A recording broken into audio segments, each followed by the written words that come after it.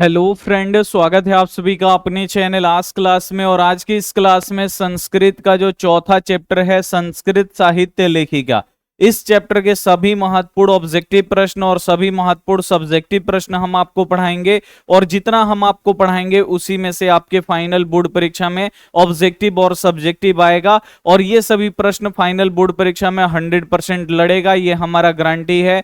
तो क्लास को एकदम आपको शुरू से लेकर अंत तक देखना है। और जो भी बच्चे इस क्लास को लाइक नहीं किए हैं, लाइक कर दीजिए। और इस क्लास को अपने दोस्तों के पास फटाफट आप लोग शेयर कर दीजिए ताकि वो भी बच्चे पढ़ सके। और जो भी बच्चे अभी तक हमारे चैनल को सब्सक्राइब नहीं किए हैं, चैनल को सब्सक्राइब कर लीजिए, इसको दबा दीजिए। जैसे ही आप लोग सब्सक्राइब वाले बटन को दबाइएगा, फिर यहां पे बेल आइकन आ जाता है, बेल आइकन को आपको दबाना है, दबाइएगा। यहां पे नोटिफिकेशन आएगा, ऑल पे आपको दबा लेना है। अब आपका नोटिफिकेशन ऐसा हो जाएगा। अगर आप लोग इस प्रकार से चैनल सब्सक्राइब करिएगा तो जब भी हम लाइव क्लास करवाएंगे तो आपके पास नोटिफिकेशन जाएगा। चलिए क्लास को शुरू करते हैं। उससे पहले अगर आप लोग व्हाट्सएप ग्रुप में नहीं जुड़े हैं तो ये हमारा व्हाट्सएप नंबर है, इस पे आपको मैसेज करना है कि सर मुझे व्हाट्सएप ग्रुप में जोड़ दीजिए। तो इधर से लिंक जाएगा और आप सभी बच्चे लिंक को दबा के ज्वाइन हो जाइएगा। पहला क्वेश्चन यहां पे आ चुका है कि याज्ञवल्क्य ने आत्म तत्व की शिक्षा किसको दी थी। बहुत ही इंपॉर्टेंट क्वेश्चन है कि याज्ञवल्क्य जो थे वो आत्म तत्व की शिक्षा किसको देते हैं। तो आत्म तत्व की शिक्षा बाबू किसको दिए थे, तो अपनी पत्नी मैत्रेयी को दिए थे। आप लोग याद रखिएगा, ठीक है ना। अपनी पत्नी मैत्रेयी को जो याज्ञवल्क्य थे वो आत्म तत्व की शिक्षा दिए थे। ए वाला ऑप्शन बिल्कुल सही जाएगा। फिर आपसे क्वेश्चन पूछेगा कि याज्ञवल्क्य की पत्नी का नाम क्या है, तो याज्ञवल्क्य की पत्नी का नाम मैत्रेयी है। ये आप लोग याद रखिएगा, इंपॉर्टेंट है। और मैत्रेयी को ही ये आत्म तत्व की शिक्षा दिए थे, आत्मा के ज्ञान के बारे में शिक्षा दिए थे। अगला क्वेश्चन आप लोग यहां पे देखिए, गंगा देवी का समय क्या है। ये भी इंपॉर्टेंट क्वेश्चन है बोर्ड एग्जाम के लिए कि जो गंगा देवी थी ये क्या थी, तो एक विदुषी थी, ठीक है ना, एक विद्वान थी। तो आपको बताना है कि जो गंगा देवी हैं इनका समय क्या था, यानी ये किस सदी में जीवित थी, आपको बताना है। तो गंगा देवी का जो बाबू समय था वो कौन सा समय था, तो आपको याद रखना है 14वीं सदी। गंगा देवी का जो समय है वो 14वीं सदी है, ये आप लोग याद रखिएगा। ए वाला ऑप्शन बिल्कुल से जाएगा। और गंगा देवी बाबू किनकी पत्नी थी, तो आपको याद रखना है कंपन राय। कंपन राय की पत्नी कौन थी या रानी कौन थी, तो गंगा देवी थी, आपको याद रखना है। अगला क्वेश्चन आप लोग देखिए कि आधुनिक काल की संस्कृत कवियत्री कौन है। आधुनिक काल की यानी आजकल की संस्कृत कवियत्री कौन है बाबू, तो आपको याद रखना है पुष्पा दीक्षित है, वनमाला भौलंकर है, मिथिलेश कुमारी मिश्र हैं और पंडित क्षमा राव हैं। ये जो चार लेखिका हैं, कवियत्री हैं, ये वर्तमान काल की है। तो इसमें दिया क्या है बाबू, आपको याद रखना है पंडित क्षमा राव। पंडित क्षमा राव हो गई, मिथिलेश कुमारी मिश्र हो गई, ठीक है ना, पुष्पा दीक्षित हो गई, वनमाला भौलंकर हो गई। ये लोग चारों लोग जो है ना आधुनिक काल की यानी वर्तमान काल की अभी की क्या है बाबू, संस्कृत कवियत्री हैं, आप लोग याद रखिएगा। अगला क्वेश्चन आप लोग देखिए, महाभारत में किस लेखिका का उल्लेख मिलता है। इंपॉर्टेंट क्वेश्चन है बोर्ड एग्जाम के लिए कि महाभारत में किस लेखिका का उल्लेख मिलता है। तो महाभारत में बाबू किसका उल्लेख है, तो आप लोग याद रखिएगा सुलभा का। महाभारत में सुलभा नामक लेखिका का उल्लेख मिलता है, इनके नामों का उल्लेख मिलता है महाभारत में, ये आपको याद रखना है, इंपॉर्टेंट है। अगला क्वेश्चन आप लोग देखिए, वर्तमान काल की संस्कृत लेखिका कौन है। तो वर्तमान काल की बाबू यानी अभी की संस्कृत लेखिका कौन है, मिथिलेश कुमारी मिश्र हैं, पुष्पा दीक्षित है, वनमाला भौलंकर है, पंडित क्षमा राव है। ये वर्तमान है, आप लोग याद रखिएगा, नहीं अभी की। तो इसमें दिया है कि बाबू मिथिलेश कुमारी मिश्र। तो मिथिलेश कुमारी मिश्र जो हैं ये वर्तमान काल की हैं, अभी की हैं। इसमें पंडित क्षमा राव भी हैं,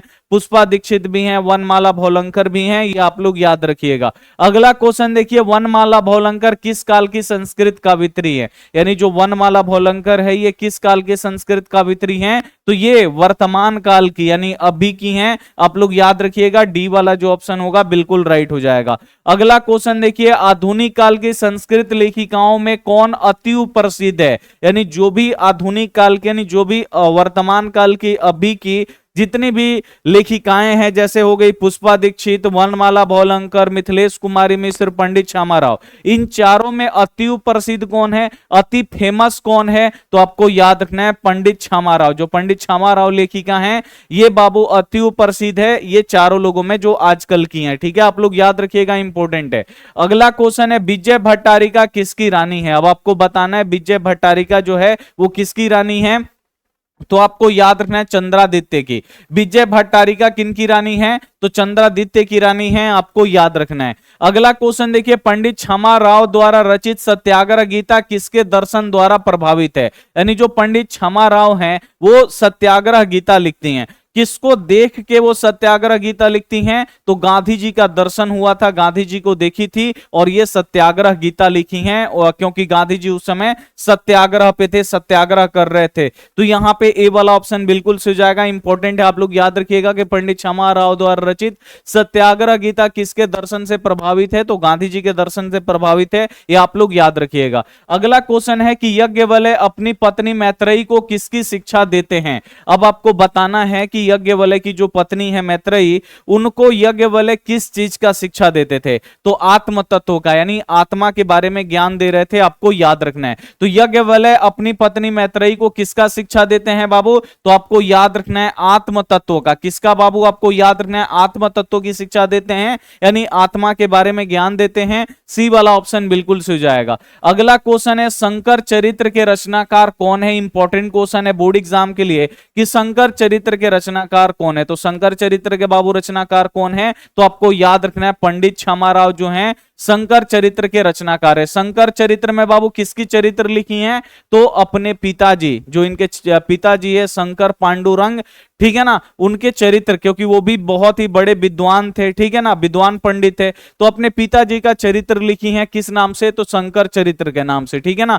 तो शंकर चरित्र के लेखक कौन है, तो पंडित श्यामा राव हैं, ये आप लोग याद रखिएगा, इंपॉर्टेंट क्वेश्चन है। अगला क्वेश्चन देखिए, दक्षिण भारत की संस्कृत लेखिका कौन है, तो दक्षिण भारत की 3 संस्कृत लेखिका है, नाम आपको याद रखना है शिला भट्टारिका, राम भद्रम्बा, ठीक है, और देव कुमारी का। ये दक्षिण भारत यानी साउथ इंडिया, तेलुगु मलयालम कन्नड़ बोला जाता है ना, उधर की ये 3 आपको याद रखना है संस्कृत लेखिका है दक्षिण भारत की, आपको याद रखना है। इंपॉर्टेंट क्वेश्चन है बोर्ड एग्जाम के लिए कि दक्षिण भारतीय संस्कृत लेखिका कौन कौन सी है, तो शिला भट्टारिका है, राम भद्रम्बा है, और यहां पे देव कुमारी का, यानी इनमें से सभी डी वाला जो ऑप्शन होगा बिल्कुल सही हो जाएगा। अगला क्वेश्चन देखिए, समाज की गाड़ी कैसे चलती है। जो समाज की गाड़ी है बाबू कैसे चलती है, तो स्त्री और पुरुषों के सहयोग से चलती है, इसे आपको याद रखना है, पुरुषों और नारियों के सहयोग से चलती है समाज की गाड़ी। सी वाला जो ऑप्शन होगा 100% राइट होगा। अगला क्वेश्चन देखिए, लौकिक संस्कृत साहित्य में लगभग कितने काव्यत्रियों के पद मिलते हैं, तो लौकिक संस्कृत साहित्य में बाबू कितनी काव्यत्रियों के पद मिलते हैं, तो आपको याद रखना है लौकिक संस्कृत साहित्य में 40 जो हैं संस्कृत काव्यत्रियों के पद मिलते हैं। और कितने बाबू पद मिलते हैं, तो आपको याद रखना है 150 पद, ठीक है। इस क्वेश्चन को फिर से आप लोग देख लीजिए, लौकिक संस्कृत साहित्य में लगभग 40 काव्यत्रियों के, कितने काव्यत्रियों के, 40 काव्यत्रियों के 150 पद जो हैं सुस्पष्ट हमें मिलते हैं। तो यहां पे क्वेश्चन है कि लौकिक संस्कृत साहित्य में लगभग कितनी काव्यत्रियों के पद मिलते हैं, तो 40 काव्यत्रियों के पद मिलते हैं। और इस 40 काव्यत्रियों के कितने पद मिलते हैं, तो इस 40 काव्यत्रियों के 150 पद स्पष्ट रूप से मिलते हैं, इसे आप लोग याद रखिएगा। अगला क्वेश्चन आप लोग देखिए, विजयांका का समय क्या है। इंपॉर्टेंट क्वेश्चन है बोर्ड एग्जाम के लिए। विजयांका जो श्याम वर्ण की थी, सांवली कलर की थी, विजयांका का बाबू समय कौन सा है, तो आपको याद रखना है 8वीं सदी। जो विजयांका है ये 8वीं सदी की विदुषी हैं, आप लोग याद रखिएगा, इंपॉर्टेंट है, बोर्ड एग्जाम में पूछता है। अगला क्वेश्चन है कि मैत्रेयी कौन है। अब यहां पे आपसे पूछा जा रहा है कि भाई मैत्रेयी कौन है, तो मैत्रेयी बाबू कौन है, यज्ञवल्क्य की पत्नी है। मैत्रेयी कौन है, तो यज्ञवल्क्य की पत्नी है, और इन्हीं को जो यज्ञवल्क्य हैं वो आत्म तत्व की शिक्षा दिए थे। डी वाला जो ऑप्शन होगा बिल्कुल राइट हो जाएगा। अगला क्वेश्चन है, सर्व शुक्ला सरस्वती किसने कहा। अब आपको बताना है कि सर्व शुक्ला सरस्वती किसने कहा, तो बाबू किसने बोला था, दांडी ने बोला था, आपको याद रखना है। और दांडी ने बाबू किसे बोला था, सरस्वती शुक्ला, तो आपको याद रखना है विजयांका को बोला था, ठीक है। तो क्वेश्चन ये भी आता है कि दांडी ने किसे सरस्वती शुक्ला बोला, तो आपको याद रखना है विजयांका को, ठीक है। अगर खाली क्वेश्चन आएगा कि सौरव शुक्ला सरस्वती किसने कहा, तो भाई किसने कहा, दांडी ने कहा, ये आप लोग याद रखिएगा, इंपॉर्टेंट है। अच्युत राय कहां के राजा थे, आपको बताना है कि जो अच्युत राय थे ये कहां के राजा थे, तो जो अच्युत राय हैं ये विजयनगर के राजा थे, आपको याद रखना है। ए वाला जो ऑप्शन होगा बिल्कुल से हो जाएगा। अगला क्वेश्चन है मधुरा विजयम किसकी रचना है, तो मधुरा विजयम बाबू कौन लिखती हैं, तो मधुरा विजयम लिखी है गंगा देवी। ये आप लोग याद रखिएगा, इंपॉर्टेंट क्वेश्चन है, बोर्ड एग्जाम में आता है। ऐसे पूछ देगा कि गंगा देवी का काव्य कौन सा है, तो गंगा देवी कौन सा काव्य लिखी है, तो मधुरा विजयम। यहां पे उल्टा पूछा है कि मधुरा विजयम किसकी रचना है, मधुरा विजयम को लिखने वाली कौन है, तो गंगा देवी है, इनका नाम आपको याद रखना है। अगला क्वेश्चन है विशाल संस्कृत साहित्य के किसके द्वारा संवर्धित है, तो जो हमारा विशाल संस्कृत साहित्य है ये किसके द्वारा संवर्धित है बाबू, किसके द्वारा मतलब इसका विकास किया गया है, तो कवियों और शास्त्रकारों के द्वारा संवर्धित है, आपको याद रखना है। कवियों और यहाँ पे शास्त्रकार जो है ना वही इसको बढ़ाए हैं, वही मतलब इसको जीवित रखे हैं, ठीक है। तो यहाँ पे सी वाला ऑप्शन बिल्कुल सही जाएगा। अगला क्वेश्चन देखिए लौकिक संस्कृत साहित्य कावित्रियों में प्रथमा कल्प कौन है, तो जितने भी लौकिक संस्कृत साहित्य में कितनी कावित्रियां हैं, 40 कवित्री हैं, और 40 कवित्रियों में प्रथमा कल्प कौन है, यानी पहले स्थान पे कौन है, तो आपको याद रखना है विजयांका। जो विजयांका है ना ये लौकिक संस्कृत साहित्य में जितनी भी कवित्रियां थी उसमें प्रथमा कल्प हैं, यानी प्रथम स्थान पे हैं, आपको याद रखना है। और विजयांका किस वर्ण की हैं, किस कलर की हैं, तो ये श्याम वर्ण की हैं, आपको याद रखना है। अगला क्वेश्चन देखिए गांधी दर्शन से प्रभावित रचना कौन सी है, अब गांधी जी को देख के उनसे प्रभावित होकर कौन सी रचना लिखा गया है, तो गांधी जी से प्रभावित होकर सत्याग्रह गीता लिखा गया है, और सत्याग्रह गीता के लिखने वाली कौन है, तो पंडित छामाराव हैं, आपको याद रखना है। अगला क्वेश्चन देखिए कंपन राय का समय क्या है, तो कंपन राय बाबू कौन है, तो गंगा देवी के पति हैं। कंपन राय और गंगा देवी दोनों का समय कौन सा है, तो आपको याद रखना है 14वीं सदी है, ये आप लोग याद रखिएगा, बी वाला ऑप्शन राइट होगा। अगला क्वेश्चन देखिए जनक के सभा में शास्त्र कुशला कौन थी, तो जनक के सभा में बाबू शास्त्र कुशला यानी शास्त्र को जानने वाली कौन थी, तो आपको याद रखना है गर्गी। जो गर्गी थी आपको याद रखना है, ये जनक के सभा में शास्त्र कुशला थी, शास्त्र को जानने वाली थी, आपको याद रखना है। अगला क्वेश्चन आप लोग देखिए ऋग्वेद में कितनी महिला ऋषिकाओं का वर्णन प्राप्त है, तो ऋग्वेद जो है ना बाबू मतलब सबसे बड़ा वेद है और सबसे पुराना वेद है, तो ऋग्वेद सबसे बड़ा है, तो इसमें कितनी महिला ऋषिकाओं का वर्णन है, तो ऋग्वेद में आपको याद रखना है 24 महिला ऋषिकाओं का वर्णन है, बी वाला जो ऑप्शन होगा बिल्कुल सही हो जाएगा। और अथर्ववेद सबसे लास्ट वाला है, सबसे छोटा है, तो उसमें 5 महिला ऋषिकाओं का वर्णन है। अगला क्वेश्चन देखिए संस्कृत साहित्य कैसा है, तो संस्कृत साहित्य जो है ना ये विपुल है, बहुत ही बड़ा है, बहुत ही विशाल है, ठीक है ना, विशाल बोलिए या आप लोग विपुल बोलिए, ठीक है ना, विशाल बोलिए या इसे आप लोग विपुल बोलिए। तो जब भी क्वेश्चन आएगा संस्कृत साहित्य कैसा है, तो आपको याद रखना है विपुल है, विशाल है। अगला क्वेश्चन आप लोग देखिए वरदांबिका परिणय किसकी रचना है, तो वरदांबिका परिणय बाबू किसकी रचना है, तो वरदांबिका परिणय आपको याद रखना है ये है तिरुलांबा का। किसका है बाबू, वरदांबिका परिणय तिरुलांबा का है। और यहां पे आप लोग बिल्कुल ध्यान से देखिए वरदांबिका परिणय क्या है, तो एक चंपू काव्य है। क्या है बाबू, चंपू काव्य, इसे आपको याद रखना है। अगला क्वेश्चन देखिए अथर्ववेद में कितनी मंत्र दर्शनवती ऋषिकाओं का उल्लेख है, तो अथर्ववेद बाबू सबसे छोटा है और इसमें मात्र पांच मंत्र ऋषिकाओं का वर्णन है, दर्शनवती ऋषिकाओं का वर्णन है, इसे आप लोग याद रखिएगा। और ऋग्वेद में आपको याद रखना है 24 है। सामंजस्य यान यानी समाज की गाड़ी, सामंजस्य यान, यान का मतलब होता है गाड़ी, आपको याद रखना है। सामंजस्य यान पुरुषों डैश चलती, यानी पुरुष और किसके द्वारा चलता है, यानी यहां पे लिखा गया है कि समाज की गाड़ी पुरुषों और डैश के साथ चलती है, यानी जो समाज का गाड़ी है वो किसके द्वारा चलता है, तो पुरुषों और नाराभी, नाराभी यानी नारियों के सहयोग से, स्त्रियों के सहयोग से चलता है। इसे आप लोग याद रखिएगा कि जो समाज की गाड़ी है बाबू किससे चलता है, तो समाज का जो यान है ये पुरुषों और नाराभी यानी स्त्रियों के द्वारा चलता है, इसे आप लोग याद रखिएगा, इंपॉर्टेंट क्वेश्चन है। अगला क्वेश्चन है लौकिक संस्कृत साहित्य में कावित्रियों के कितने पद स्पष्ट रूप से यत्र तत्र मिलते हैं, यानी जो लौकिक संस्कृत साहित्य में 40 काव्यत्री हैं और 40 काव्यत्रियों के कितने पद जो है एकदम स्पष्ट रूप से मिलते हैं, तो आपको याद रखना है 150 पद। जो 150 पद है ना, ये स्पष्ट रूप से हमें मिलते हैं, इसे आप लोग याद रखिएगा। अगला क्वेश्चन है तिरुलांबा रचित चंपू काव्य है, यानी चंपू काव्य कौन सा है? तिरुलांबा ने चंपू काव्य लिखा और चंपू काव्य का नाम क्या है? तो वरदांबिका परिणय। वरदांबिका परिणय क्या है बाबू? तो एक चंपू काव्य है और वरदांबिका परिणय के लेखक कौन है? तो आपको याद रखना है तिरुलांबा। ये सब आपको याद रखना है, इंपॉर्टेंट क्वेश्चन है बोर्ड एग्जाम के लिए। अगला क्वेश्चन आप लोग देखिए, ऋग्वेद में कितनी मंत्र दर्शनवती ऋषिकाओं का वर्णन है? तो ऋग्वेद बाबू बड़ा है, ऋग्वेद में कितनी मंत्र दर्शनवती ऋषिकाओं का वर्णन है? तो आपको याद रखना है 24। अगला क्वेश्चन देखिए, चंद्रादित्य रानी डैश एक विजयांका इति मान्यते, यानी कुछ जो ऋषि मुनि थे ना, वो चंद्रादित्य की जो रानी थी, चंद्रादित्य की रानी कौन थी? विजय भट्टारिका।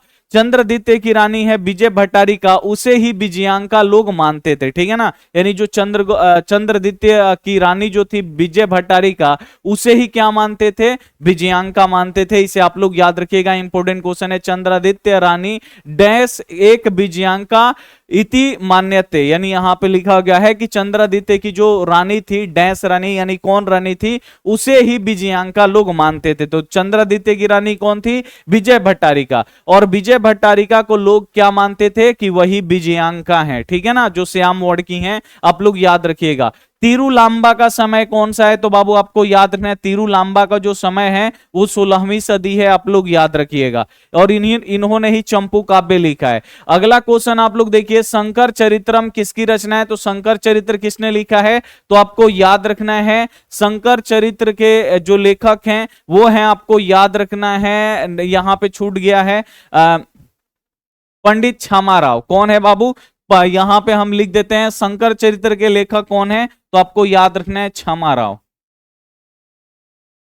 कौन है बाबू? तो आपको याद रखना है पंडित छामाराव। आपको यहां पे याद रखना है छामाराव, छामाराव, ठीक है ना, पंडित छामाराव आपको याद रखना है। और शंकर चरित्र में बाबू क्या लिखा गया है? तो आपको याद रखना है, पंडित छामाराव के पिता जो थे विद्वान पंडित पांडुरंग, शंकर पांडुरंग, उनके जीवन के बारे में लिखा गया है, इसे आप लोग याद रखिएगा। पंडित छामाराव के पिताजी का नाम क्या है? तो पंडित छामाराव के पिता जी का नाम क्या है? तो रामचंद्र पांडुरंग, ठीक है ना। तो आप लोग यहाँ पे थोड़ा सा ये दो क्वेश्चन थोड़ा सा गलती हो गया है, ठीक है ना। पंडित यहाँ पे उनका नाम था पंडित शंकर पांडुरंग, पंडित शंकर पांडुरंग, ये आप लोग याद रखिएगा। पंडित छामाराव के पिताजी का नाम क्या था?